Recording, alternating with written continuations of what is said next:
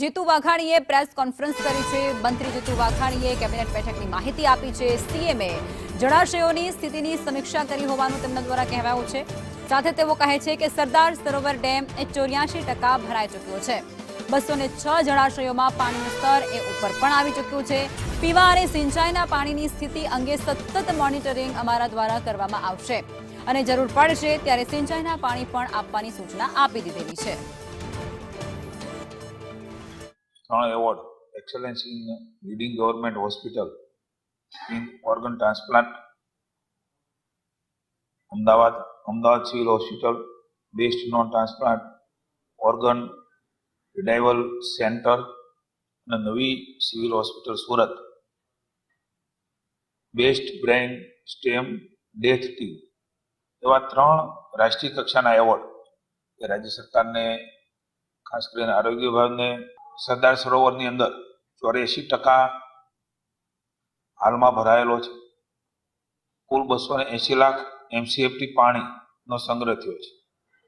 રાજ્યના અન્ય 206 જળાશયો પણ હાલમાં 64% જેટલા ભરાયેલા છે।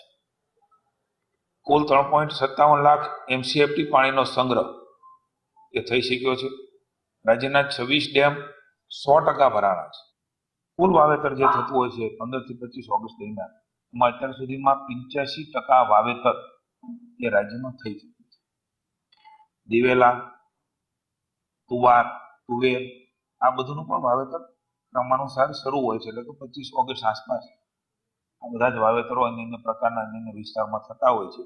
એ સ્થિતિની પણ માનનીય મુખ્યમંત્રી Shri vibrant Gujarat global summit 2027 માટે વૈશ્વિક ઉદ્યોગકારો, રોકાણકારો, ટેકનોલોજી લીડર્સને આવકારવા માટે 17 ઓગસ્ટ થી 24 ઓગસ્ટ દરમિયાન અમેરિકા અને કેનેડાના પ્રવાસે એક સ્તરીય ડેલિગેશન માનનીય મુખ્યમંત્રી ભૂપેન્દ્રભાઈના વડપણ નીચેનું એ